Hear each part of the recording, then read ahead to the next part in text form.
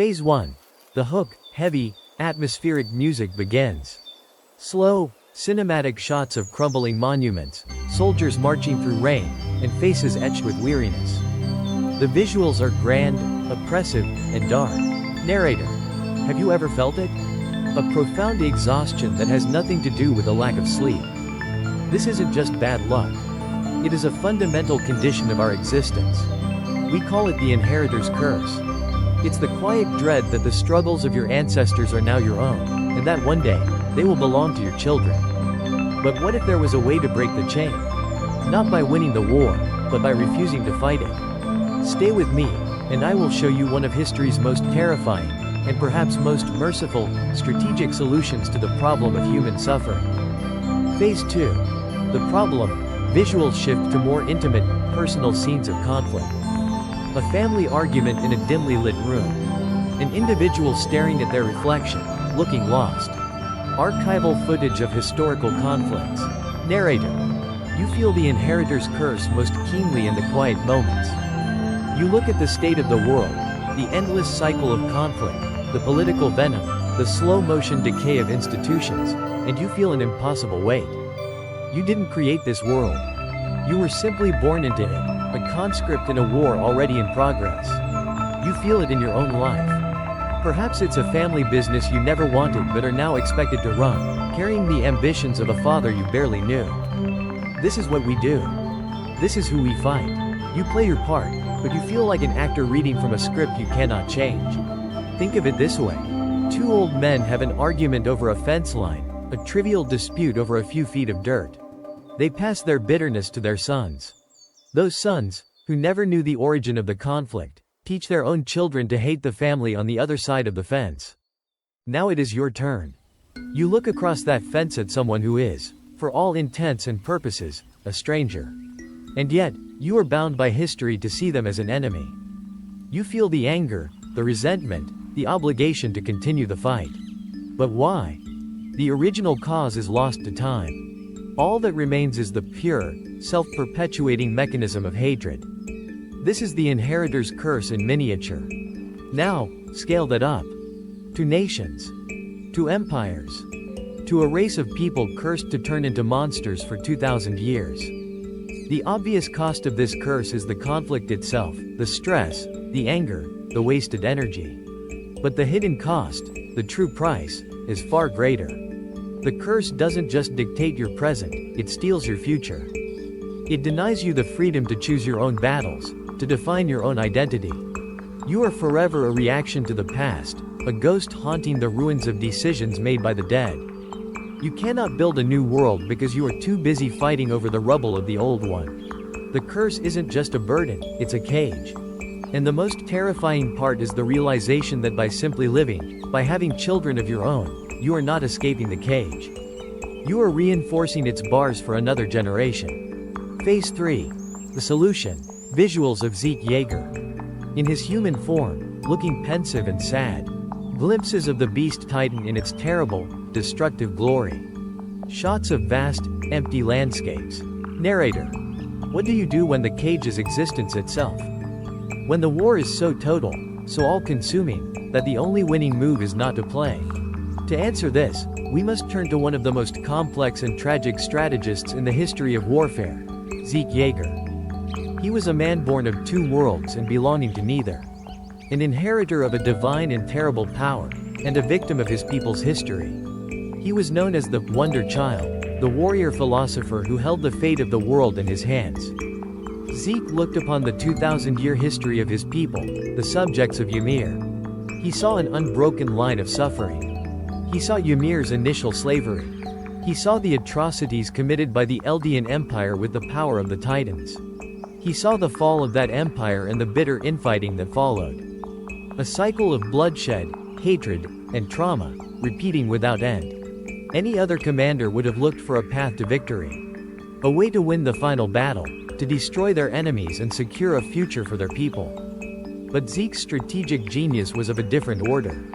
He wasn't trying to solve the problem of how to win the war. He was trying to solve the problem of war itself. His conclusion was as elegant as it was horrifying. The euthanasia plan. Using the godlike power of the founding titan, he would alter the biology of every living subject of Ymir, rendering them unable to reproduce. His people would live out their natural lives in peace, but they would be the last generation. There would be no more children born into this cursed world. No more titans. No more cycles of hatred. The suffering of the Eldian people would end, not with a bang, but with a quiet, collective fading away. It was a plan born not of malice, but of a profound and twisted compassion. To understand it, you must understand the dark philosophy that underpins it. A philosophy known in our world as antinatalism. Antinatalism is the ethical position that assigns a negative value to procreation. It argues that bringing a new sentient being into existence is always a moral wrong. This isn't misanthropy. It isn't a hatred of humanity.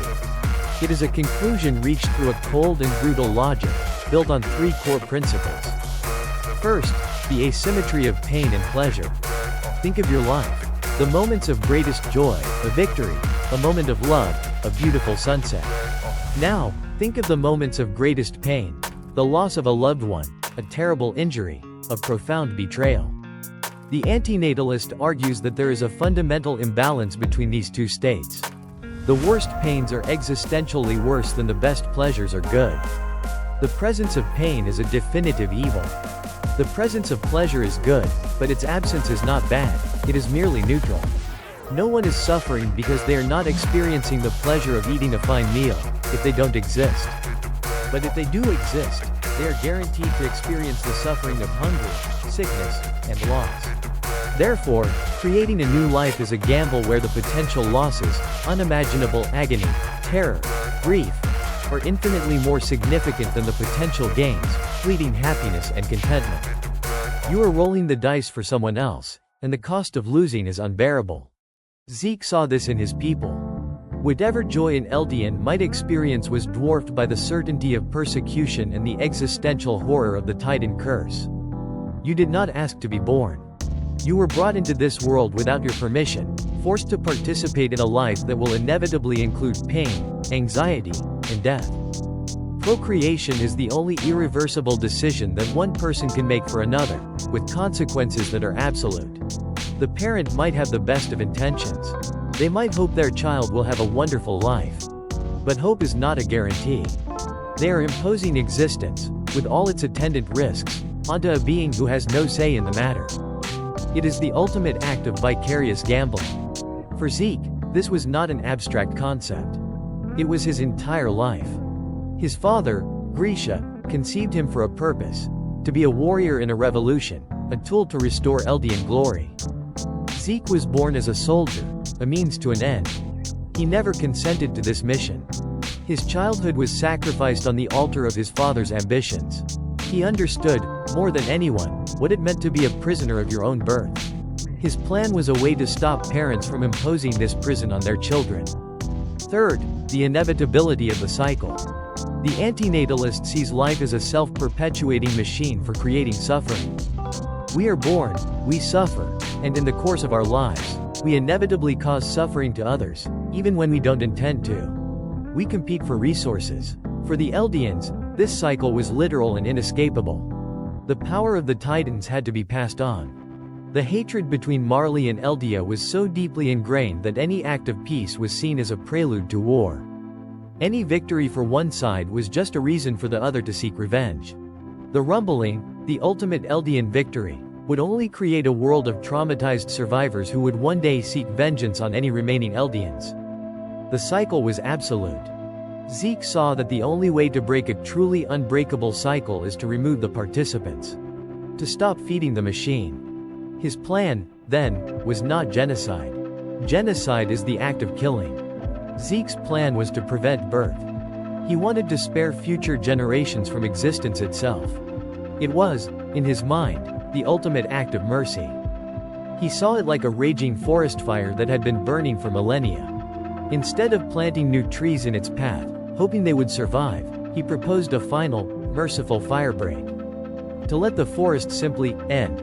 So the fire would have nothing left to consume. Phase 4. The application, the tone shifts slightly. The music becomes more focused, less atmospheric. The visuals are of a lone figure at a desk, writing. Blueprints. A chessboard. Narrator. Now, you are not a Titan shifter. You are not deciding the fate of an entire people. But you are a prisoner of the inheritor's curse. You are fighting your own inherited wars. To agree with Zeke's conclusion, the total cessation of a people is to embrace a deeply nihilistic worldview. And that is not our purpose here. Our purpose as strategists is to dissect the logic of our enemies and allies, to extract their methods, and to turn them to our own use. We can apply the ruthless analytical framework of antinatalism not to the question of birth, but to the cycles of struggle in our own lives. We can use Zeke's logic to achieve our own liberation. This is a practical guide to dismantling the curses you have inherited. It is a 4-step strategic exercise. I suggest you perform it with a pen and paper. The act of writing makes the abstract concrete. Step 1. Identify your inherited wars. Take your piece of paper and draw a line down the middle. On the left-hand side, you will list the primary conflicts in your life. Be brutally honest. These are not just external battles, they are your internal struggles. Your anxiety about financial security. Your ingrained need for approval. Your bitterness towards a family member. Your deeply held political rage. The ambition that drives you but also exhausts you. List them. Now, on the right-hand side, for each conflict, you must identify its origin. Ask the question, is this war mine? Did I consciously choose to fight it, based on my own values and experiences? Or was it given to me? Was this ambition instilled in me by my parents? Was this anxiety a lesson learned from a culture of scarcity? Is this hatred a family tradition? This is an intelligence gathering phase. You are mapping the battlefield of your own psyche. You will likely find that a shocking number of the wars you fight, the hills you are willing to die on, are not your own. You are a soldier fighting under a flag you did not choose. Step 2. Conduct a suffering audit. Now, you will apply Zeke's primary metric, the calculus of suffering. What suffering does it create? It fills you with bitterness. It taints family gatherings. It forces you to expend emotional energy on anger and resentment. It may close you off from relationships or opportunities. It creates a constant, low-grade poison in your mind. What suffering does it prevent? The honest answer is often, none. You might tell yourself it upholds family honor, or that it's a matter of principle. But what are these things, really? They are stories we tell ourselves to justify the continuation of the cycle. Your grandfather's honor is not served by your present-day misery. Apply this audit to your other inherited wars. That career path you hate. Is the suffering of your daily work outweighed by the approval you get from your parents? Or is it a net loss? That political ideology that keeps you in a state of constant outrage. Is it making the world a better place? Or is it simply making you a more miserable, angry person? This is not about what is right or wrong in a grand, moral sense. This is a pragmatic audit of the pain in your own life. You are identifying the battles that are not worth the cost. Step 3. Define the merciful end. This is the most critical and most difficult step. For the conflicts you have identified as net negatives, you will not plan a path to victory. You will architect their end. Victory implies a winner and a loser. Proving your long-dead father wrong won't heal your childhood wounds. You must, like Zeke, shift your objective from winning the war to ending it. What does a merciful end look like? It is a strategic withdrawal. It is a unilateral declaration that, for you, this conflict is over. For the family grudge, the merciful end might be forgiveness. Not because the other person deserves it, but because you deserve to be free from the burden of hating them. It is an act of profound selfishness, in the best possible way. You are taking back the energy you were pouring into that pointless war. For the career you hate, the merciful end might be quitting. Not after you have a new plan, not when the time is right, but making the decision to simply stop walking down a path that is causing you pain. For each inherited war, define the concrete action that represents the firebreak. The action that stops the flow of fuel to the fire. It will feel like surrender. It will feel unnatural. Every instinct, every piece of your conditioning, will scream at you to keep fighting. This is the curse attempting to maintain its hold. Your task is to ignore it and execute the withdrawal. Step 4. Calculate the cost of creation. This final step is about the future. Once you have begun the process of dismantling your inherited wars, you must be vigilant about not creating new ones. Before you take on a new commitment, before you enter a new relationship, before you adopt a new ideology, you must apply the antinatalist's question. Not, what is the potential benefit? But, what is the potential for suffering that I am creating? Am I making a promise to someone that I'm not sure I can keep? That is the creation of a future suffering. Am I starting a new project based on ego, knowing it will drain my time and energy and cause stress to myself and those around me? That is the creation of a new cycle. Am I joining a cause out of anger, one that will demand my outrage and hatred as fuel? This isn't about avoiding all risk or challenge. Life is struggle. But it is about becoming a conscious creator. It is about choosing your battles with the wisdom of someone who understands the terrible cost of war. You are shifting from a reactive soldier, fighting the wars you were given, to a deliberate strategist, choosing only the conflicts that are truly worth the price. By performing this exercise, you are doing for yourself what Zeke Yeager wanted to do for his entire people. You are granting yourself a merciful end to chains you never forged. You are breaking the curse. Phase 5. The proof. Visuals return to the world of Attack on Titan. The horrifying image of the rumbling. Zeke and Eren in the paths. Then, shift to images of historical figures, philosophers, and real-world strategic maps. Narrator. Does this ruthless logic hold? Does this strategy of deliberate cessation actually work? For proof, we need only look at the consequences of its application, and its rejection, within its own narrative. Zeke Yeager followed his philosophy to its ultimate, tragic conclusion.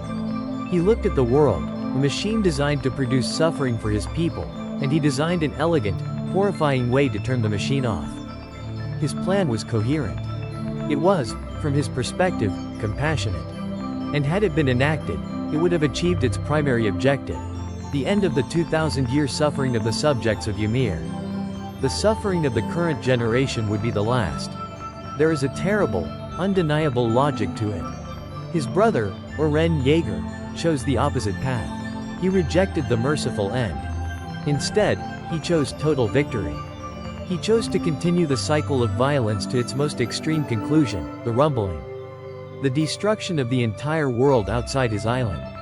In doing so, he became the ultimate expression of the inheritor's curse, embodying every trauma, every hatred, every desire for vengeance his people had ever suffered.